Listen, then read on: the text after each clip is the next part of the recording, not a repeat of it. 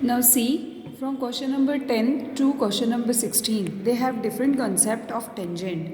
आपको आपने last year देखा था, लास्ट ईयर आपने टेंजेंट टॉपिक पढ़ा हुआ है 10th क्लास में. टेंजेंट क्या होता है बेटा? जो लाइन सर्कल को टच करती है at only one point, at point of contact, then the line is said to be tangent to the circle.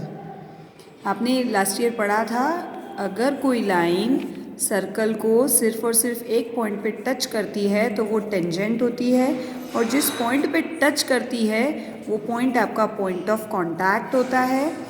और एक थ्योरम यहाँ से पढ़ी थी जो आपको इस चैप्टर में सब जगह इम्प्लीमेंट करनी है, वो ये कि सेंटर से पॉइंट टेंजेंट पर जो लाइन ड्रॉ की जाती है, line drawn from centre to the tangent at point of contact is always radius to the circle.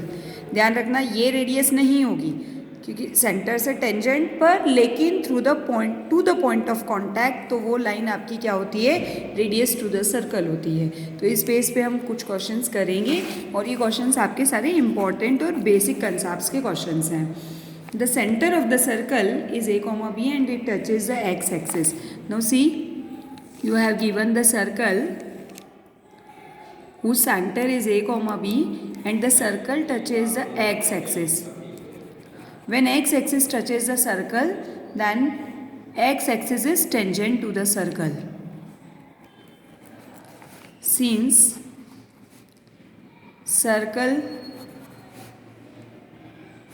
x axis touches the circle, therefore x axis will be tangent to the circle.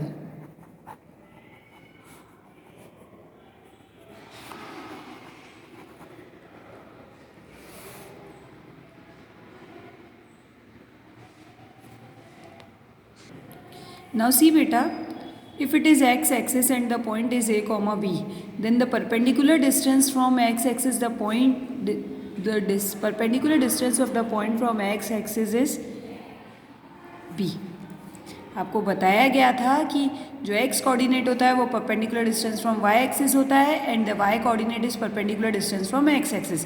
तो आपकी radius क्या हो जाएगी? Therefore radius circle since x axis touches the circle whose centre is, यहाँ लिख लीजिए a, b.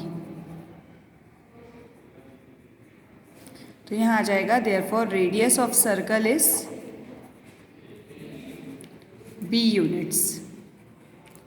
Therefore, equation of circle whose center is a, b and radius is b units is x minus a का whole square plus y minus b का whole square equals to equals to b square. Now if there is a need of simplification, so you can expand the brackets. सबसे important बात बेटा, आपको ये नहीं दिया गया है कि ये आपका सर्कल कौन से क्वाड्रेंट में है. ये चारों क्वाड्रेंट में से कहीं भी हो सकता है, first quadrant, second quadrant, third quadrant, fourth quadrant. तो आप यहाँ आपको अगर चारों क्वाड्रेंट को यूज़ करना है तो you have to use plus minus in A और बी. बट अभी हम लोग इसको फर्स्ट क्वाड्रेंट से ही करते हैं, पर आपके बुक में पीछे आंसर्स जो है वो चारों क्वाड्रेंट में से अगर आपको स्पेसिफाई नहीं किया गया है तो वो चारों क्वाड्रेंट के हिसाब से उन्होंने आंसर किया हुआ है. इन the similar manner remaining questions भी ऐसे ही हैं. नेक्स्ट क्वेश्चन में आपको क्या दे रखा है? The radius of the circle is A and it touches both the axis. तो इस क्वेश्चन में क्या हो जाएगा, मैं जनरल इन्फॉर्मेशन दे रही हूँ आपको, आप इसको कंप्लीट कर लीजिएगा. अगर सर्कल दोनों एक्सिस को टच कर रहा है, डैट मीन्स एक्स एक्सिस भी उसको टच कर रही है और वाई एक्सिस भी टच कर रही है. ये देखिए, ये वाई एक्सिस और ये आपकी एक्स एक्सिस. एक्स एक्सिस भी उस पर टेंजेंट है और वाई एक्सिस भी उसके पे टेंजेंट है और रेडियस उसकी ए यूनिट्स है. तो ये आपकी रेडियस ये भी ए हो जाएगी और ये भी ए हो जाएगी क्योंकि आपको पहले ही बता दिया. तो सेंटर क्या बन जाएगा इसका? a, तो इसका सेंटर आपका हो जाएगा a, और रेडियस हो जाएगी a यूनिट्स. तो सर्कल की इक्वेशन आप फाइंड कर सकते हैं. In the similar manner 12th question में क्या करना है? Find the equation to the circle which touches x equals to 0. को क्या क्या टच कर रहा है? x equals to 0, y equals to 0 and x equals to d. तो बेटा देखिए, x इक्वल्स टू 0 मतलब y एक्सिस टच कर रही है, y इक्वल्स टू 0 मतलब x एक्सिस टच कर रही है, और x इक्वल्स टू d मतलब line parallel to y axis at a distance of d units. इसको बनाना पड़ेगा, बना लेते हैं। Now see here, x axis touch कर रही है सर्कल को, y एक्सिस टच कर रही है, ये आपका सर्कल, इसको ये x एक्सिस ने टच किया, ये y एक्सिस ने टच किया, ये y एक्सिस, ये x axis and x equals to d, x equals to d यानी line parallel to y axis, ये आपकी x इक्वल्स टू d। अगर ये x इक्वल्स टू d है तो ये डिस्टेंस क्या हो जाएगा बेटा, d डिस्टेंस हो जाएगा पूरा। अगर ये पूरा d तो ये d/2 हो जाएगा, ये भी d/2 हो जाएगा, और ये आपकी रेडियस है तो सेंटर क्या बन जाएगा इसका, d/2, d/2। Now you have centre, you have radius, find the equation of circle. This is your question number 12th। Now see question number 13। What is it? Question number 13 is find the equation to the circle whose center is 4,3 and touches the line. Now you have circle whose center is 4,3. See here beta, you have circle 4,3 and circle touches the line. एक line को circle touch कर रहा है, वो line है आपकी line, हम उसको पूरा कार्टेशियन में एग्जैक्ट नहीं बना रहे हैं, मैं सिर्फ इमेजिनेशंस पे बना रही हूँ। 5x minus 12y equals to 10। तो ये लाइन सर्कल को टच कर रही है, मतलब ये लाइन सर्कल पर क्या है, टेंजेंट। अगर ये लाइन सर्कल पर टेंजेंट है तो सेंटर से जो हम परपेंडिकुलर ड्रॉप करेंगे पॉइंट ऑफ कॉन्टैक्ट पे, अगर हम परपेंडिकुलर ड्रॉप करेंगे तो वो पॉइंट ऑफ कॉन्टैक्ट पर ही होगा, तो वो रेडियस के इक्वल होगा, तो आपको यहाँ से रेडियस मिल जाएगी। अब सेंटर से लाइन का परपेंडिकुलर डिस्टेंस कैसे निकाला जाए? You have given line touches the circle whose center 4,3 is, लाइन की इक्वेशन क्या है, 5x minus 12y equals to 10। This is your line which touches the circle. देखिए बेटा, अगर लाइन सर्कल को टच कर रही है तो I had already told you कि लाइन सर्कल पर लाइन परपेंडिकुलर ड्रॉप करेंगे हम सेंटर से उस लाइन पर तो वो रेडियस के इक्वल होगा। Then therefore perpendicular drawn from centre 4,3 to the line 1 will be radius to the circle. ये फंडा अपने दिमाग में बहुत अच्छे से रख लेना कि अगर लाइन सर्कल को टच कर रही है तो हम सेंटर से जो परपेंडिकुलर ड्रॉप करते हैं वो रेडियस के इक्वल होता है।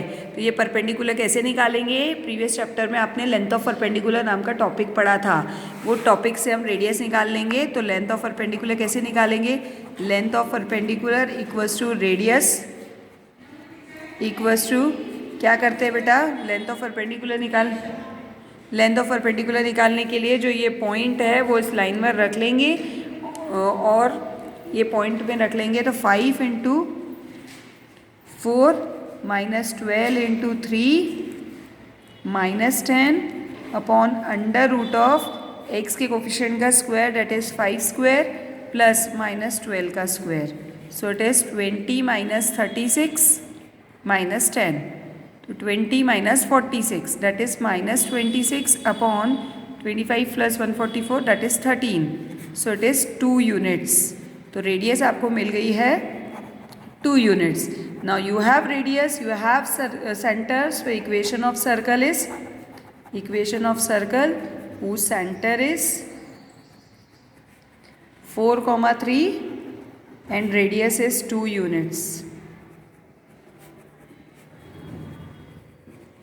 is x minus 4 का whole square plus y minus 3 का whole square equals to 2 square. इस टाइप से हम बाकी के क्वेश्चन भी आप कंप्लीट कर लीजिएगा। Now see question number 17 to 20, ये इसमें आपको सेंटर और रेडियस बतानी है, सेंटर के कोऑर्डिनेट बताने हैं और रेडियस के कोऑर्डिनेट बताने हैं सर्कल में। देखिए 17 की जगह 17 पहले बता देती हूँ, सिंपल है। 17 क्या है आपका, x square plus y square equals to 25। ना उसी बेटा ये कौन सा सर्कल है, मैंने आपको 3 सर्कल की इक्वेशन लिखवाई थी। जो सिंपल सर्कल हैविंग सेंटर इसका क्या हो जाएगा 0 0 और रेडियस क्या हो जाएगी 5 यूनिट्स। ये ऑब्जेक्टिव क्वेश्चन है आपका, ये सारे ही ऑब्जेक्टिव है। 18 भी ऐसे ही हो जाएगा। 18 में क्या करना है आपको, x square plus y square equals to -2ax equals to 0। देखिए बेटा इसको इससे कंपेयर मत कीजिएगा। एक्स स्क्वायर का कोफिशिएंट है, वाई स्क्वायर का कोफिशिएंट है और एक्स का भी कोफिशिएंट है। जब एक्स और वाई के कोफिशिएंट आ जाते हैं तो ये जनरल इक्वेशन से कंपेयर किया जाता है। On comparing with general equation of circle,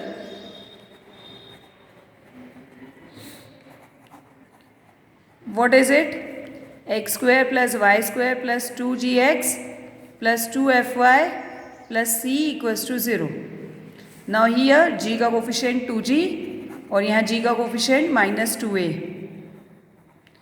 f का कोफिशिएंट y का कोफिशिएंट 2f और यहाँ y का कोफिशिएंट 0 और कांस्टेंट 0।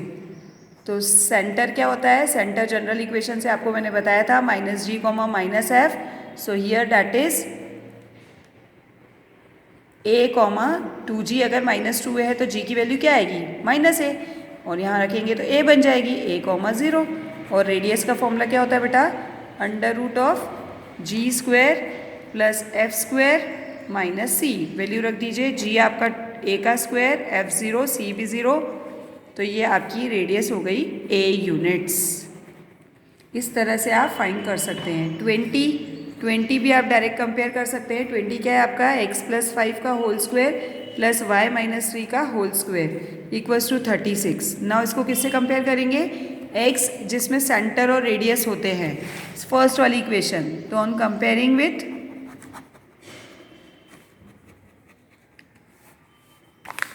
x माइनस h का whole square plus y minus k का whole square equals to a square. तो h की वैल्यू क्या है आपकी -5 और k की वैल्यू क्या है 3 और a क्या है आपका 6। तो सेंटर क्या हो जाएगा आपका, सेंटर h, k था तो -5, 3 और रेडियस आपकी हो जाएगी 6 यूनिट्स।